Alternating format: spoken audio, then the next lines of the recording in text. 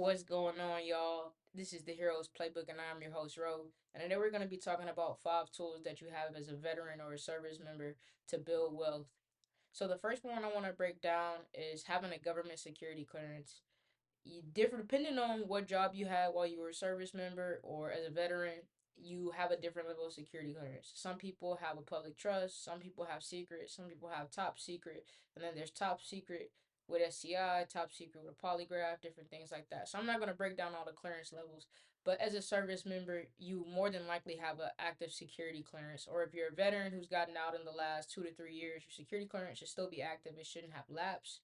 And it should be simple if you want to go do government contracting work or go do federal work. So if you go on a website like Clearance Jobs, you'll quickly find out that the government is hiring for all types of roles through government contracting companies. These roles are literally jobs that you would see in the civilian sector, but the government has incentive to hire people. The government literally employs and gives out the most government contracts for work. And so there's two ways that you can work for the government. You can be a government contractor or you can work as a federal employee directly for the government. The way that I do it and the way that I recommend, especially if you're just starting out, because the wages are better, I recommend doing government contracting. So you can go on clearance jobs, say that you were a nurse when you were in, or you were a corpsman, or you were MA. They literally have a lot of job postings for similar jobs that you may have performed while you were in active duty, or maybe say you switch sectors, but your security clearance is still active. For example, when I was a corpsman. I switched sectors. I work in IT now, but my clearance allowed me to open some doors to get healthcare IT jobs on the government sector part because I had the experience and my clearance was still active. So the advantages of having a clearance is that it allows you access to certain roles that majority of the population can't apply to. When you're applying for a civilian job, it's literally open to anyone who meets the qualifications on that listing, and you could be literally competing with hundreds of people for that job. Not everyone has a government security clearance, so that cuts down the amount of people that are you're actually competing with for that job. Only 1 in 5 people have a security clearance. Security clearance holders typically make 6 figures a year. That's another incentive, right? Better pay, but just more job security. There's a lot of roles. The government is always going to need a lot of work done. So that's an avenue that you could go in, get more benefits, establish things like that. And then in the future, say you have a government contracting company that you want to start. Now, if you're a veteran and you have, say, if you're a woman veteran, you're a veteran with disability, you now have all these incentive points and extra leg up if you want to go and start bidding on government contracts yourself. That'll give you points towards winning those contracts if you want to start doing it on the business side instead of being your own, you could be your own 1099 instead of being a W-2 employee for a government contracting company. So there's one way that you can strategically build wealth while doing that. Another thing with government contracting is the fact that you can go overseas, in all these places that any of the DoD has bases or any of these different agencies.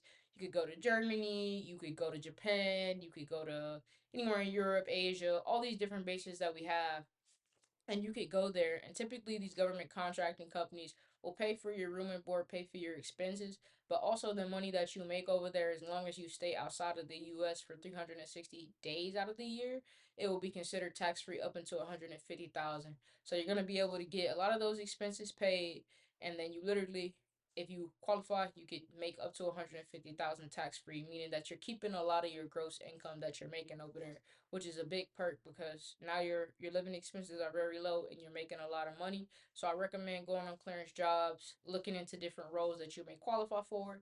Some of you may have the jobs that you did in the military that are on there that you have experience for, that you'll have certain incentives that they'll look at you as a veteran and go, okay, I'll count that experience. Your clearance is still active.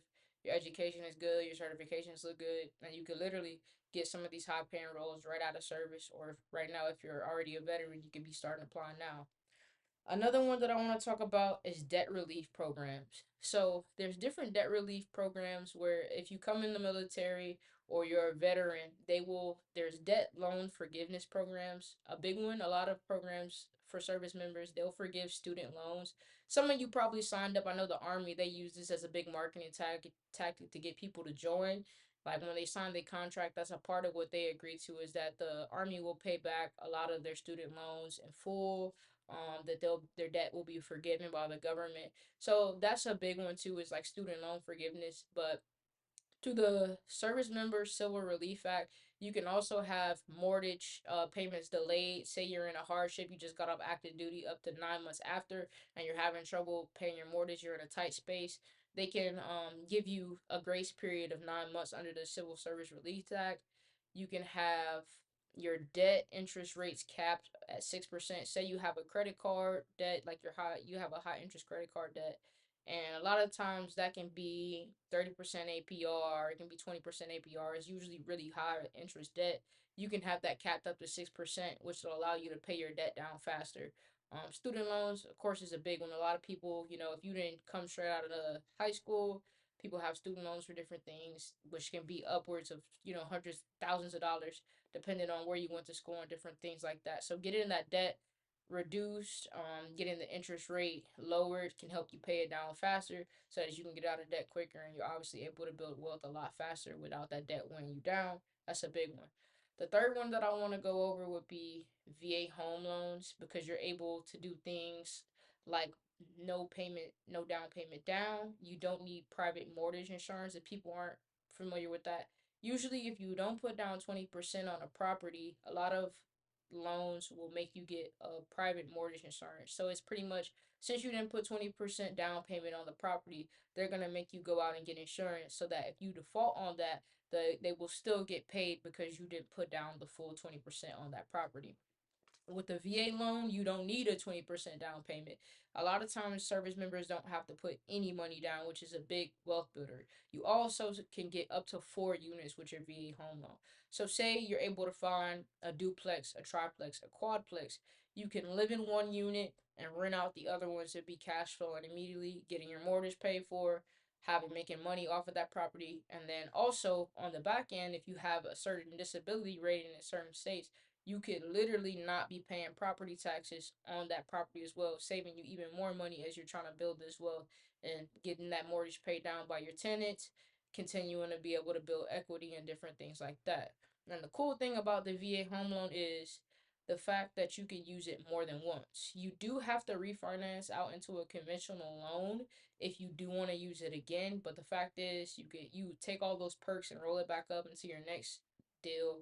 Possibly, if you're trying to get into real estate, that could be a good avenue for you to start, just because if you don't have a lot of capital to start, you don't necessarily need a lot of capital. You just have to qualify certain things and it can get you literally started.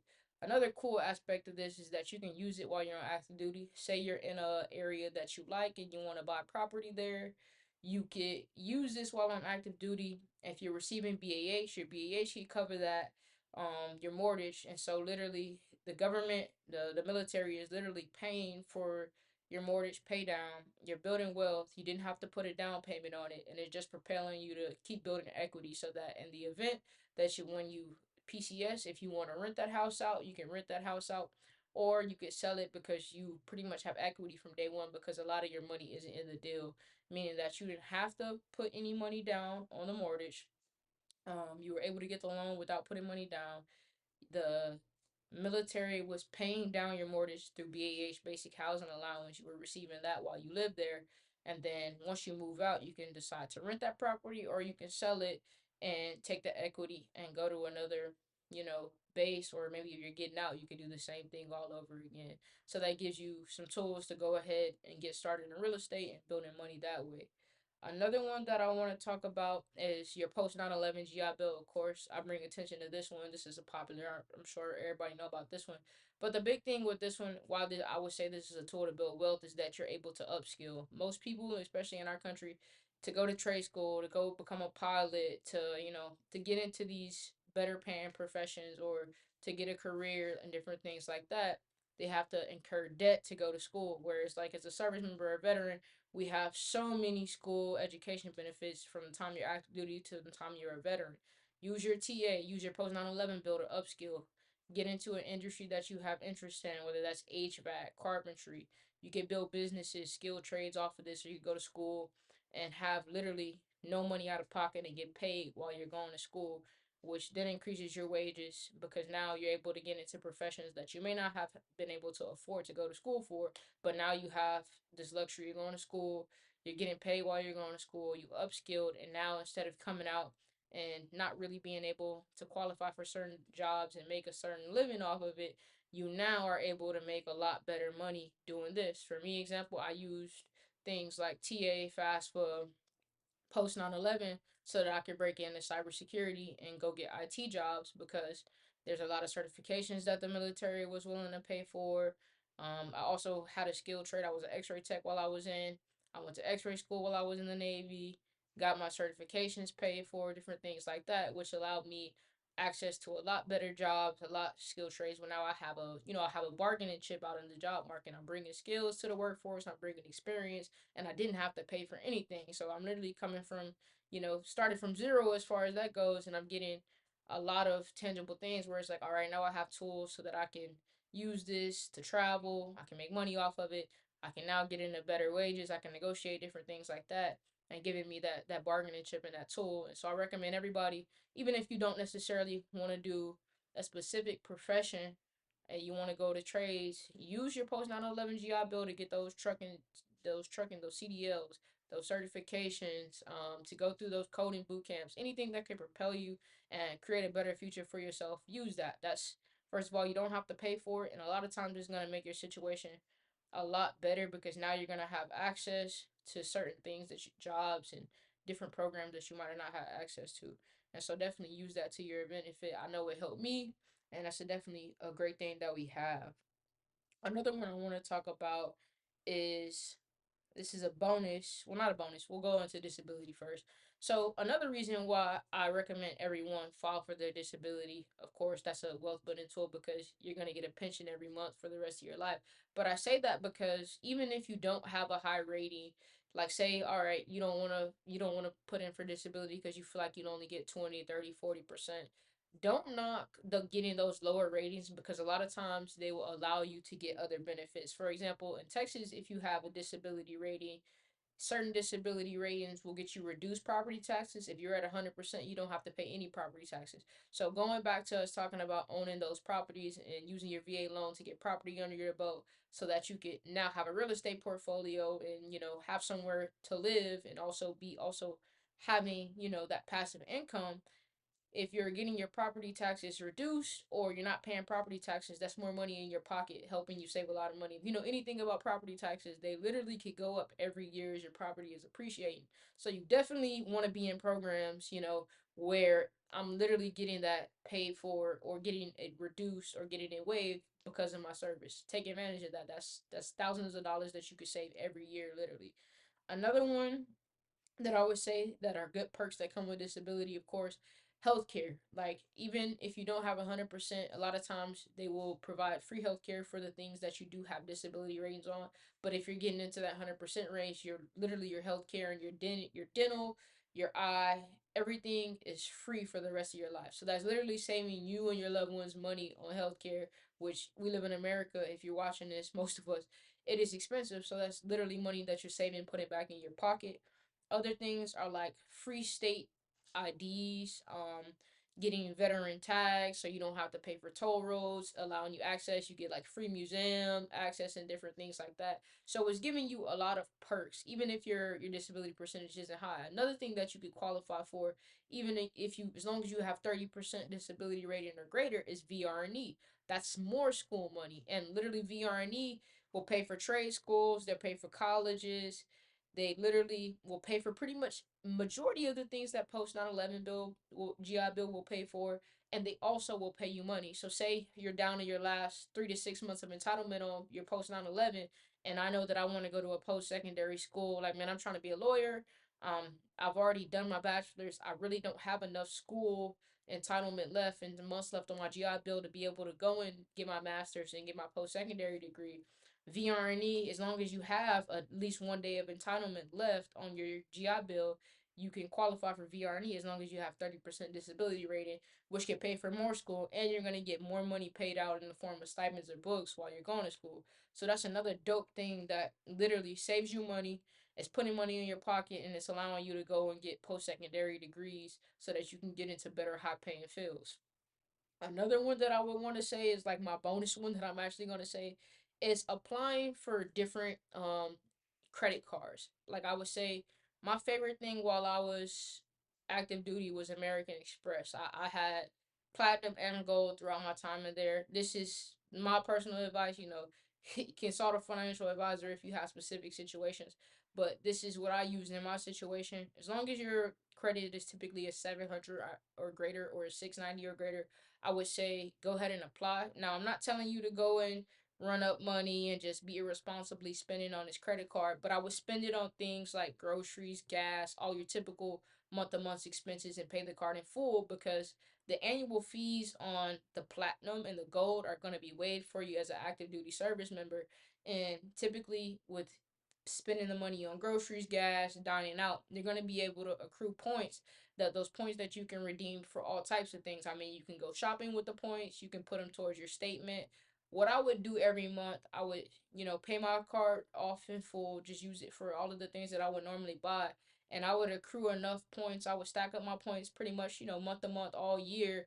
And I would use it for trips. I would pay for my plane tickets. I would pay for hotels.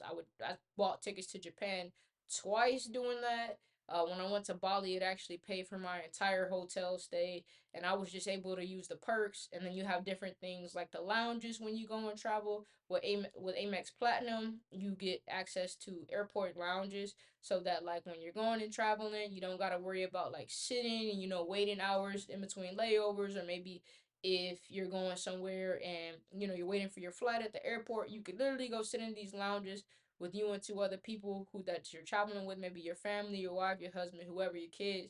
You can go and sit in these lounges, eat. Some of them have showers, charge everything, recharge, and that's literally a perk, because the annual fee as a service member you don't have to pay, as long as you're being a responsible adult. I'm not telling you to go spend rags, go blow the money, fuck it off on stupid stuff. That's not what I'm telling you to do. But as long as you're being financially responsible, you could use it on perks like travel, get access to certain things, get cool experiences. Amex will do like certain concert experiences. There's all types of perks that you have with it. And it's, that's a perk that you get of being a service member. They don't charge you an annual fee. And I loved it because I would literally just spend it, on my normal things, get my groceries, get my gas when I would go out to eat. And I would stack all these points. I would even put on, like, you can put on your friends and your family doing referrals. I would send it to like my homeboys and stuff like that. You can ask all my homies like, "Hey, get the Amex Gold, get the Amex Platinum," because now instead of just when you swipe a debit card, you are literally getting no incentive on your money.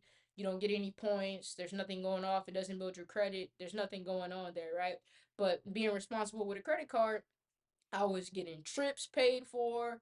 I was getting certain access to certain experiences, and it just made everything a lot doper. And I didn't have to pay the annual fee. If you know about Amex, you know like the annual fee for a platinum is like $695, and for the gold it's like $200 or something like that.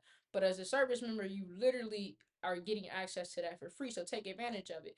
I got a lot of dope experiences through that, and it was something that I enjoyed thoroughly. And I told a lot of people about it, got those referral points for it. I actually will put my affiliate link in the bio if you want to go ahead and apply for the card. You can use my link. We'll both get points for it within 6 months of you joining. But yeah, those are 5 tools that I recommend, and things that you have access to build wealth. Take advantage of all those things. Security clearances allow you to get into better paying jobs, more job security, less competition for those roles, and allows you to travel, go to some cool sites. You can move, go around the world. You can do overseas government contracting, stack your bread, do different things like that. Take advantage of those different debt relief acts. Get out of debt. They literally will cap your interest rates for you. Some will completely forgive your loans. Another one, oh, I got another bonus for y'all. I'm not being stingy. Another one, say you have entrepreneurial goals and you're coming off as a veteran or active duty, they have specific small business loans or grants that you can qualify for as a service member, where they'll cap the interest rates, give you better, more favorable conditions for business loans, or you can do different business courses. Like Boots to Business is one that they have on a lot of bases or installations, where you can literally go in there and they'll lay out, all right, they'll help you come up with a business plan, ideas, give you resources, give you different tips, connect you with different people who've already accomplished what you want to accomplish in the business world. If you're someone, all right, I'm getting out, I don't necessarily want to go and work for someone, I have entrepreneurial endeavors, you can still use a lot of your benefits to get you into courses, to get connected with the correct people. And as a veteran, you have $1 million network. There's people that I can talk to about different things that I would normally not have conversations with. But because I'm in the military and they're a veteran, we have a common ground, and now I'm able to network and use my network to meet people, build relationships, which is a big thing when you're trying to build wealth. And it opens up an introduction to now maybe this person, me and them wouldn't have not had a conversation. But now, because I was in the active duty military service or they're a veteran, we're able to have that common ground and talk about different things and connect with each other in a way that we're from two different walks of life. Maybe I would have never had a conversation with them, but now I'm speaking with different people, building those relationships, getting different ideas, and being engulfed in a new world. My mindset is shifting, which is a big thing when you're trying to build wealth. Is relationships. They have a lot of power. I've met a lot of people who I wouldn't have met if I wasn't active duty, if I wasn't a veteran, who mentored me, who taught me all types of different things. But the common denominator was that they felt comfortable because we came from a similar background. That's $1 million network. There's so many people who have served, so many people who are willing to teach certain people who were active duty or veterans because they understand the background and they want to help their people and see their people win. Take advantage of all those things. File for your disability. Use the VA home loan to build wealth. I'm in the process of